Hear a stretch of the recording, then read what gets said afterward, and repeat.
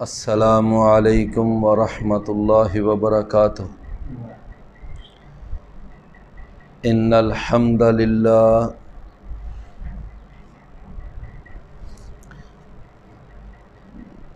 نحمدہ ونصلی ونسلم علی رسولہ النبی الکریم، اما بعد فاعوذ باللہ السمیع العلیم من الشیطان الرجیم، من ہمزہ ونفخہ ونفثہ۔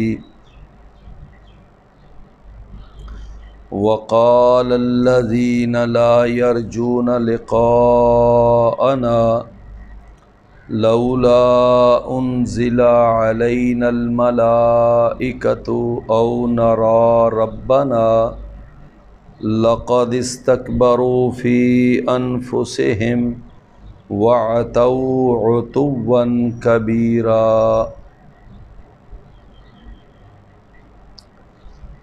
آج 18واں روزہ ہے اور آج انشاءاللہ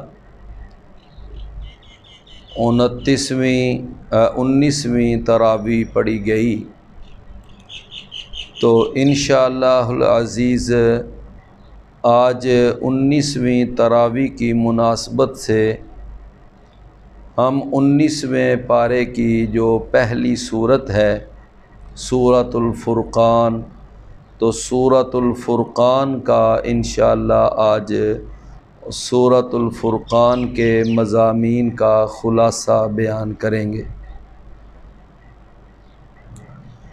سورۃ الفرقان کا جو کچھ حصہ ہے اس کی 20 آیتیں وہ 18ویں پارے میں ہیں، اور اس کی جو باقی آیات ہیں وہ آگے 19ویں پارے میں ہیں، اور اس کی ٹوٹل 77 آیات ہیں۔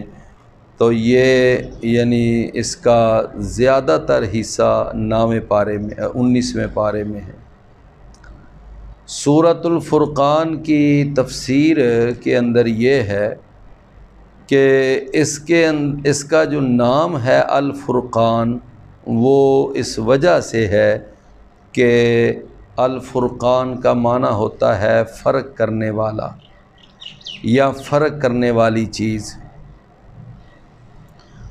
اللہ تعالیٰ نے اس سورت کی پہلی ہی آیت میں یہ بات ارشاد فرمائی کہ تبارک الذی نزل الفرقان علی عبدہ لیکون للعالمین نذیرا، کہ بابرکت ہے وہ ذات کہ الذی نزل الفرقان علی عبدہ، کہ جس نے الفرقان کو نازل کیا اپنے بندے پر، لیکون للعالمین نذیرا، تاکہ وہ جہان والوں کے لیے ڈرانے والا ہو۔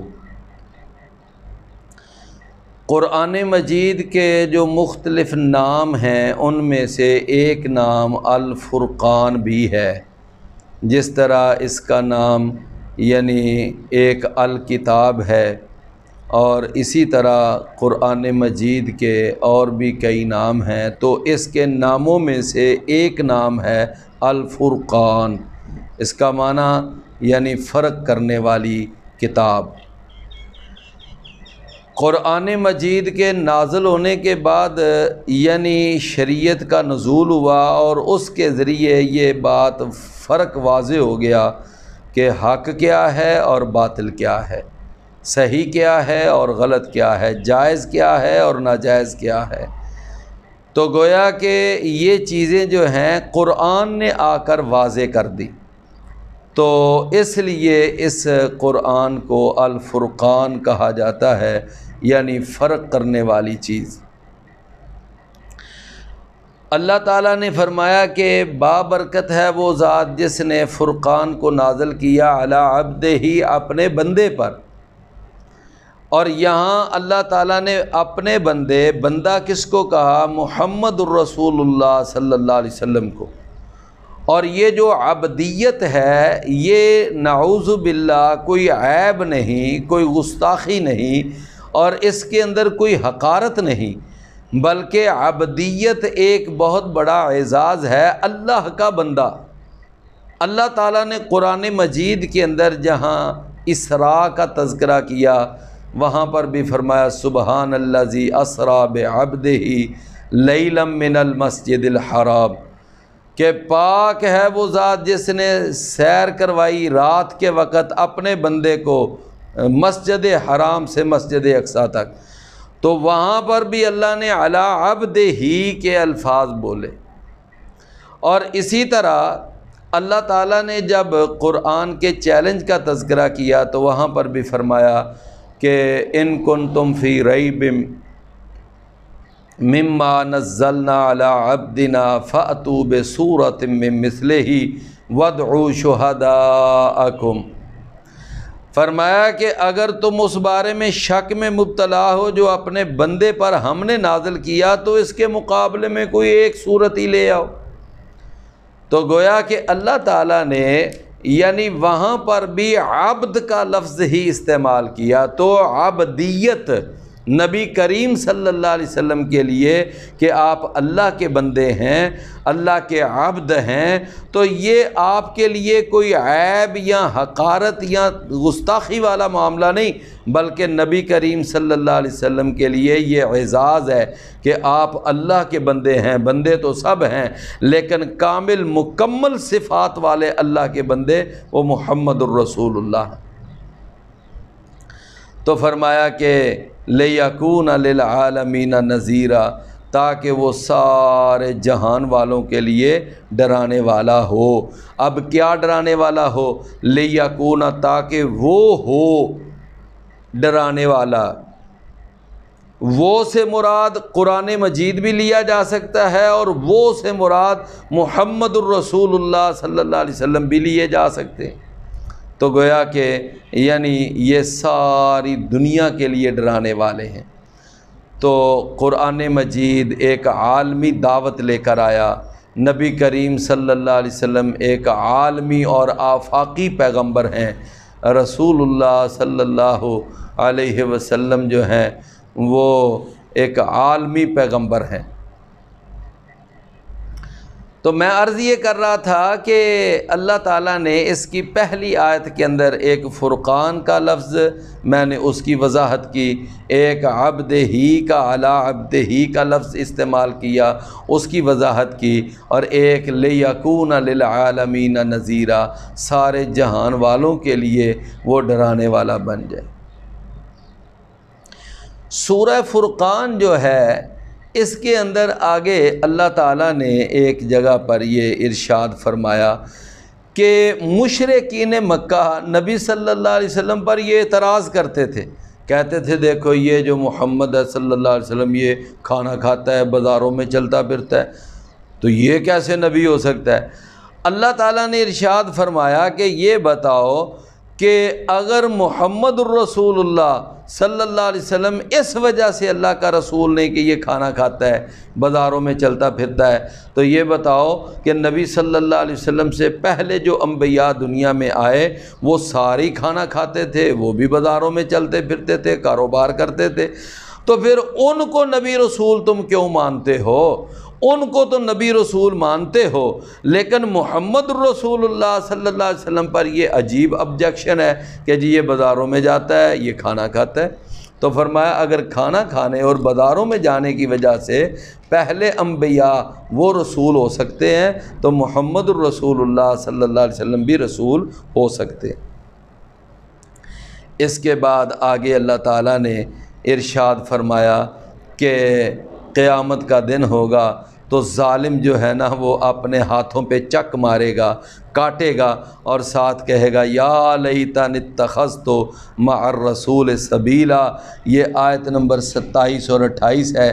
یا ویلتا لیتنی لم اتخذ فلانا خلیلا، ہائے افسوس کاش میں نے فلاں کو دوست نہ بنایا ہوتا، میں نے رسول اللہ صلی اللہ علیہ وسلم کو دوست بنایا ہوتا۔ تو یہ آیت جو ہے، اس آیت کے شان نزول کے اندر بعض مفسرین نے یہ بات لکھی ہے کہ مکہ کے اندر دو یعنی سردار تھے کافروں کے، اور وہ دونوں ہی بڑے کٹر قسم کے کافر تھے۔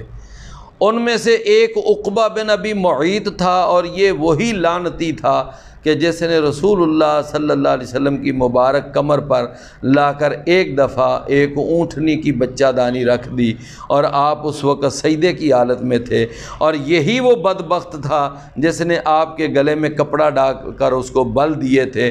تو یہ جو عقبہ بن ابی معیط ہے، ایک یہ بہت بڑا چھٹا ہوا بدماش تھا۔ ایک دوسرا کافر تھا، اس کا نام تھا ابی بن خلف۔ یہ ابی بن خلف جو تھا یہ بھی بڑا ہی سخت قسم کا مخالف اور بڑا کٹر کافر تھا۔ احد کی جنگ میں یہ نبی صلی اللہ علیہ وسلم کے مقابلے میں آیا اور آ کر کہتا ہے، اے محمد میں تجھے قتل کرنے کے لیے آیا ہوں، سیدھا ہو جا۔ آپ نے فرمایا تو مجھے کیا قتل کرے گا، میں تجھے قتل کروں گا۔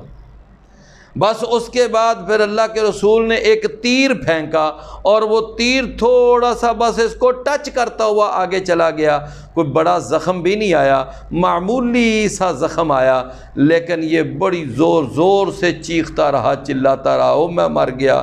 لوگوں نے پوچھا معمولی سی تو یعنی آپ کو زخم آیا ہے معمولی سا اور اتنا شور مچا رہا ہے؟ کہتا ہے اصل بات یہ ہے کہ محمد صلی اللہ علیہ وسلم نے مجھے کہا تھا کہ میں تجھے قتل کروں گا، لہٰذا ان کے منہ سے نکلی ہوئی کوئی بات غلط ثابت نہیں ہوتی۔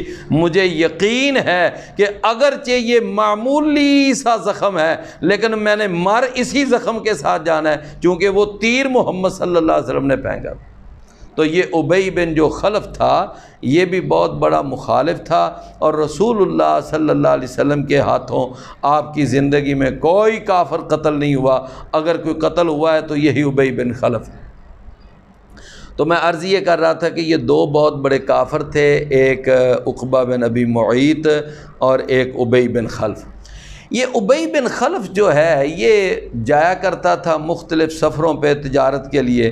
تو ایک دفعہ ایک سفر تجارت کے لیے گیا ہوا تھا، تو جب واپس آیا تو اس کے آنے سے پہلے نا یہ جو عقبہ بن ابی معیط ہے اس نے ایک دفعہ کسی مجلس میں رسول اللہ صلی اللہ علیہ وسلم کے بارے میں اور قرآن کے بارے میں کوئی نرم بات کہہ دی، یعنی وہ تھوڑا سا اپنے لہجے میں نرمی پیدا کی۔ تو یہ بات پورے مکے میں گردش کرنے لگی کہ دیکھو جی عقبہ جو ہے یہ عقبہ بن ابی معیط یہ قرآن کے بارے میں اچھی بات کہنے لگ گیا ہے، لگتا ہے یہ آہستہ آہستہ مسلمان ہو جائے گا۔ یہ بات ایسے چلنے لگ گئی۔ جس وقت ابی بن خلف اپنے گھر آیا، اس کی بیوی نے اس کو کھانا شانا پیش کیا۔ اس نے آتے ہی پوچھا، ہاں سناؤ کیا مکے کے حالات ہیں؟ تو اس نے کہا ٹھیک ہیں۔ اچھا محمد صلی اللہ علیہ وسلم اپنی دعوت سے باز آیا کہ نہیں؟ نہیں، وہ تو ڈٹا ہوا ہے، بلکہ پہلے سے بھی زیادہ شدت کے ساتھ ڈٹا ہوا ہے۔ ہاں البتہ ایک بات ہے، وہ جو تیرا دوست ہے نا عقبہ بن ابی معیط، وہ نبی صلی اللہ علیہ وسلم محمد صلی اللہ علیہ وسلم کے بارے میں اور قرآن کے بارے میں اب وہ اچھی اچھی باتیں کرنے لگ گیا ہے، لگتا ہے کہ وہ کچھ دیر کے بعد ہی مسلمان ہو جائے۔ ابی بن خلف کو جب یہ بات سنی اس کو بڑا غصہ آیا کہ میرا دوست اور اس طرح کی وہ بات کرے، یہ کیسے ہو سکتا ہے؟ تو تھوڑی دیر گزری، اس کے دوست کو پتہ چلا کہ میرا دوست ابی بن خلف وہ تجارتی سفر سے لمبے سفر سے واپس آیا ہے، وہ ملنے کے لیے آیا۔ اس نے دروازہ کھٹکھٹایا، لیکن ابی بن خلف جب باہر دروازے پہ پہنچا اس نے اس سے ملاقات کرنے سے انکار کر دیا، دروازہ بند کیا اور اندر آ گیا۔ وہ دروازہ کھٹکھٹاتا رہ گیا کہ یہ کیا مسئلہ ہے، میں آپ سے ملنے کے لیے آیا ہوں، آپ لمبے سفر سے آئے ہیں۔ تو اس نے کہا میں تجھے ملنا ہی نہیں چاہتا۔ کیا بات ہے بھئی؟ بات تو بتاؤ، مجھے پتہ چلا ہے تو قرآن کے بارے میں اور محمد صلی اللہ علیہ وسلم کے بارے میں تو نرم بات کرتا ہے، اچھی بات کرتا ہے تو ان کے بارے میں۔ کہتا دروازہ تو کھولو۔ تو اس نے بہرحال دروازہ کھولا۔ اس نے کہا اچھا اس وجہ سے تو ناراض ہے میرے ساتھ؟ تو اچھا مجھے بتا اب تو راضی کیسے ہوگا؟ ابی بن خلف اس کمینے نے یہ کہا کہ میں تجھ پر راضی تب ہوں گا کہ تو ابھی جائے اور اسی وقت محمد صلی اللہ علیہ وسلم کے منہ کے اوپر، آپ کے چہرے کے اوپر، چہرہ مبارک پر جا کر تو تھوک کر آئے۔ اگر تو تھوک کر آئے گا پھر میں تجھ سے راضی ہوں۔ یہ کہنے لگا یہ بھی کوئی بات ہے؟ یہ گیا اور اس ظالم نے جا کر نبی کریم صلی اللہ علیہ وسلم کے چہرہ مبارک پر، 14ویں کے چاند سے بھی زیادہ پیارے چہرے پر اور گلاب کے پھول سے بھی زیادہ خوشبودار چہرے پر اس ظالم کمینے نے جا کر تھوک دیا۔ تھوک کر واپس آیا، کہتا ہے اب تو خوش ہو جا، میں محمد کے چہرے پہ تھوک کر آیا۔ رسول اللہ صلی اللہ علیہ وسلم نے جب بدر کی جنگ لڑی، بدر میں 70 قیدی آئے، ان قیدیوں میں سے ایک عقبہ بن ابی معیط بھی تھا۔ تو نبی کریم صلی اللہ علیہ وسلم نے فرمایا کہ باقی قیدیوں کو تو جا کر مدینے میں دیکھیں گے نا کہ ان کے ساتھ کیا سلوک کرنا ہے، تو آپ نے فرمایا یہ جو عقبہ بن ابی معیط ہے نا، اس کو بلا کے لاؤ، اس کو لاؤ۔ اس کو بلایا گیا، فرمایا اس کی جو ہے نا ہاتھ پیچھے باندھو، اس کے ہاتھ باندھے گئے۔ رسول اللہ صلی اللہ علیہ وسلم نے جناب علی کو فرمایا کہ اٹھو اور اس عقبہ بن ابی معیط کی گردن اتار دو۔ اب وہ اٹھے گردن اتارنے، اس نے کہا مجھے بتاؤ کہ اے محمد صلی اللہ علیہ وسلم کہ آپ نے ابھی باقی جو قیدی بڑے ان کے بارے میں کوئی بات نہیں، مجھے آپ نے میرے بارے میں کہا اس کو فوراً قتل کرو، میرے بارے میں اتنا آپ سخت فیصلہ کیوں کر رہے ہیں؟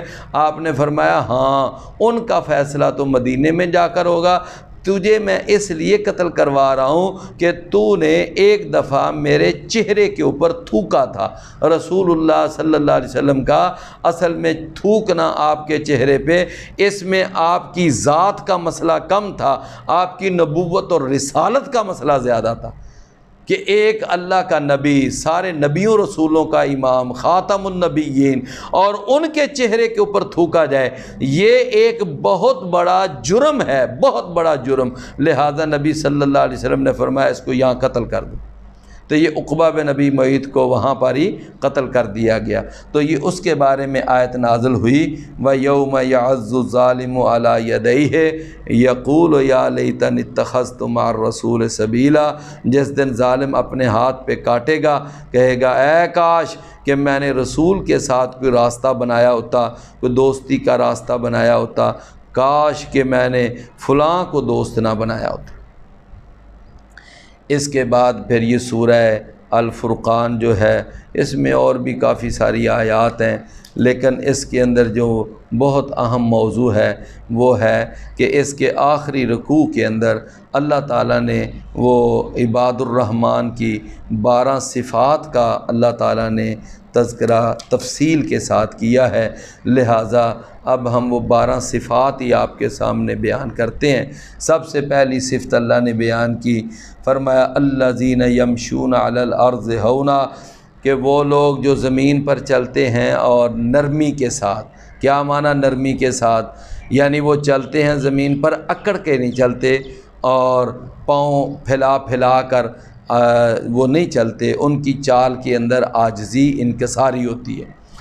اللہ تعالیٰ نے قرآن مجید میں ایک اور جگہ پہ بھی فرمایا وَلَا تَمْشِ فِي الْأَرْضِ مَرَحًا إِنَّكَ لَن تَخْرِقَ الْأَرْضَ وَلَن تَبْلُغَ الْجِبَالَ طُولًا، تو اکڑ کے چلنے والی چال اللہ کو پسند نہیں۔ ہاں اگر دشمن مقابلے میں ہو، میدان جہاد کے اندر اکڑ کے چلا جائے تو وہ چال اللہ کو پسند ہے۔ تو سب سے پہلی صفت کیا ہے کہ زمین پر وہ اکڑ کے نہیں چلتے، عباد الرحمن۔ دوسرا اللہ نے عباد الرحمن کا وصف یہ بیان کیا وَإِذَا خَاطَبَهُمُ الْجَاهِلُونَ قَالُوا سَلَامًا، کہ جب جاہل ان سے مخاطب ہوتے ہیں تو وہ ان کو سلام کہہ کر گزر جاتے ہیں۔ ایک سلام ملاقات ہوتا ہے اور ایک سلام متارکت ہوتا ہے۔ یہاں سے سلام متارکت، یعنی سلام متارکت کا معنی کیا ہوتا ہے کہ جا اس سے جان چھڑائی جائے، جس طرح ہو سکے اس سے جان چھڑائی جائے، اس کو کہتے ہیں سلام متارکت۔ ایک ہوتا ہے سلام ملاقات، السلام علیکم ورحمۃ اللہ، وعلیکم السلام ورحمۃ اللہ، یہ سلام ملاقات ہے۔ تو یہ یعنی ہر مسلمان کے ساتھ یہ سلام ملاقات ہے، لیکن یہ جو قالوا سلاما، یہ جاہلوں کو سلام کہہ کے گزر جانا، اس کو سلام متارکت کہا جاتا ہے۔ تیسری اللہ نے صفت یہ بیان کی الذین یبیتون لربہم سجدا وقیاما، کہ جو اپنے رب کے لیے سجدہ کرتے ہوئے اور قیام کرتے ہوئے رات گزارتے ہیں، ان کی راتیں مصلی پہ گزرتی ہیں اور وہ راتوں کو تہجد پڑھتے ہیں، قیام اللیل کرتے ہیں، تو یہ بھی اللہ تعالیٰ نے ان کی ایک صفت بیان فرمائی کہ وہ قیام اللیل کا اہتمام کرتے ہیں۔ چوتھا اللہ نے ان کا وصف یہ بیان کیا کہ وہ اللہ سے یہ دعا بھی کرتے ہیں یقولون ربنا اصرف عنا عذاب جہنم، کہ یا اللہ تو ہمیں جہنم کے عذاب سے محفوظ فرما۔ تو گویا جہنم سے آزادی اور جہنم سے حفاظت کی دعا کرنا یہ بھی عباد الرحمن کا چوتھا وصف ہے۔ پانچواں وصف اللہ نے یہ بیان کیا کہ والذین اذا انفقوا لم یسرفوا ولم یقتروا، کہ وہ لوگ جو اللہ کی راہ میں خرچ کرتے ہیں تو وہ نہ تو اس کے اندر اسراف کرتے ہیں نہ اس کے اندر وہ بخل کرتے ہیں، فرمایا درمیانہ انداز اختیار کرتے ہیں۔ بخل بھی جائز نہیں ہے۔ اب بخل کیا ہے؟ بخل یہ ہوتا ہے کہ جہاں خرچ کرنا چاہیے وہاں بھی خرچ نہ کرنا، نیکی کے راستے میں خرچ کرنے کو جی نہ کرنا، تو یہ بخل ہے۔ زکوٰۃ بھی نہ دینا، یہ بھی بخل ہے۔ تو گویا جہاں خرچ کرنا ضروری ہے وہاں خرچ نہ کیا جائے تو یہ بخل ہے۔ اور اسراف کیا ہے؟ کہ جہاں ضرورت بھی نہیں وہاں خرچ کیا جائے یا حرام کاموں کے اوپر پیسہ خرچ کیا جائے تو یہ فضول خرچی میں آتا ہے۔ تو اللہ تعالیٰ نے فرمایا کہ عباد الرحمن کی پانچویں صفت یہ ہے کہ ان کے خرچ کرنے کا انداز درمیانہ ہوتا ہے، نہ اس کے اندر فضول خرچی ہوتی ہے نہ اس کے اندر بخل ہوتا ہے۔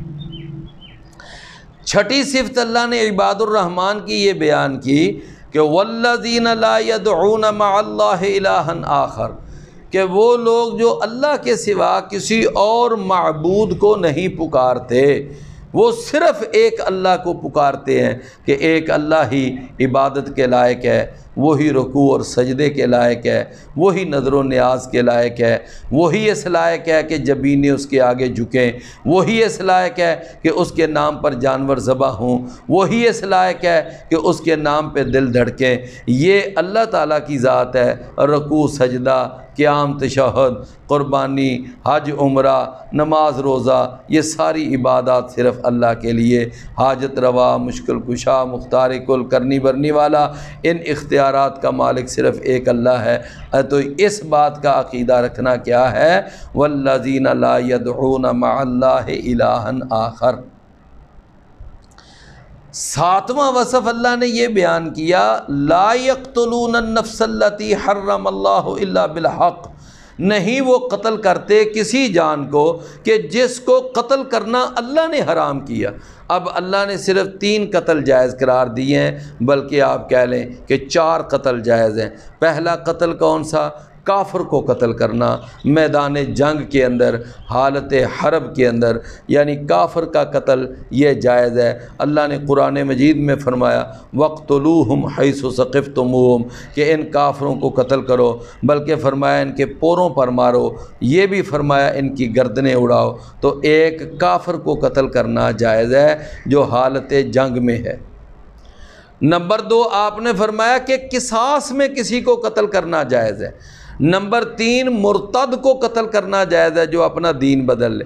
اور نمبر 4 جو شادی شدہ یعنی بدکار زانی ہو اس کو رجم کے اندر سزا دینا، رجم میں، یہ بھی قتل کی ہی ایک شکل ہے، لیکن یہ ہر کسی کے اختیار میں نہیں۔ یہ سزائیں وہ دے گا کہ جو یعنی اسلامی حکومت یہ سزائیں دے گی، اپنے اپنے طور پر یہ سزائیں جاری کرنا کسی کے لیے جائز نہیں۔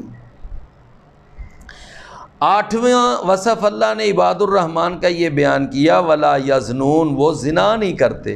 یہ زنا بہت بڑا کبیرہ گناہ ہے، اور اس کے لیے اللہ تعالیٰ نے فرمایا کہ انہا بے شک یہ جو زنا ہے یہ ایک بہت بڑی گناہ والی بات ہے، اور اللہ تعالیٰ نے اس کی سزا رجم رکھی ہے۔ اگر غیر شادی شدہ ہو تو 100 کوڑے اور 1 سال کی جلاوطنی، اور اگر شادی شدہ ہے تو اس کی سزا رجم ہے۔ اتنا بڑا یہ گناہ ہے زنا والا، نسب مختلط ہو جاتے ہیں، نسب ختم ہو جاتے ہیں، تو اللہ تعالیٰ نے یہ زنا کی سزا مقرر کی۔ آگے اللہ تعالیٰ نے 9واں وصف یہ بیان کیا، والذین لا یشہدون الزور، وہ لوگ جو جھوٹ پہ کے موقع پر حاضر نہیں ہوتے، جھوٹی گواہی نہیں دیتے، جھوٹی قسمیں نہیں اٹھاتے، جھوٹ بول کر سودا نہیں بیچتے، اور جھوٹے مسئلے نہیں لوگوں کو بیان کرتے، جھوٹ پر کاروبار نہیں کرتے۔ فرمایا جو لوگ جھوٹ سے نفرت کرتے۔ 10واں وصف اللہ نے یہ بیان کیا، وَإِذَا مَرُّوا بِاللَّغْوِ مَرُّوا كِرَامًا، کہ جب وہ بیہودہ بات کے پاس سے گزرتے ہیں تو باعزت طریقے سے گزر جاتے ہیں۔ یعنی اب بیہودہ بات، ہر گانا سننا، موسیقی سننا، ڈرامے دیکھنا، فلمیں دیکھنا، تاش کھیلنا، اور اسی طرح یعنی یہ جو باقی اس طرح کی کھیلیں ہیں، تو یہ ساری لغویات ہیں۔ تو یہ گانے، یہ فلمیں، یہ ڈرامے، یہ ناول، یہ ڈائجسٹ اور اس طرح کی یہ کہانیاں، اور یہ سارا کچھ غلط ہے۔ فرمایا کہ وہ ان کے پاس سے ان پر وقت برباد نہیں کرتے، ان کے پاس سے وہ بڑے عزت طریقے سے گزر جاتے۔ 11واں اللہ نے وصف یہ بیان کیا، والذین اذا ذکروا بآیات ربہم، کہ جب ان کو اللہ کی آیتوں کے ساتھ نصیحت کی جاتی ہے، لم یخروا علیہا صما وعمیانا، تو وہ اندھے اور بہرے ہو کر اس پر نہیں گر پڑتے، بلکہ غور و فکر کرتے ہیں اور پوری تحقیق کر کے تو پھر وہ یعنی کہ اس بات کو قبول کرتے ہیں۔ 12واں اللہ نے وصف یہ بیان کیا کہ وہ یہ دعا بھی کرتے ہیں، والذین یقولون ربنا ھب لنا من ازواجنا وذریاتنا قرۃ اعین، وہ کہتے ہیں کہ اے ہمارے رب تو ہمیں ہماری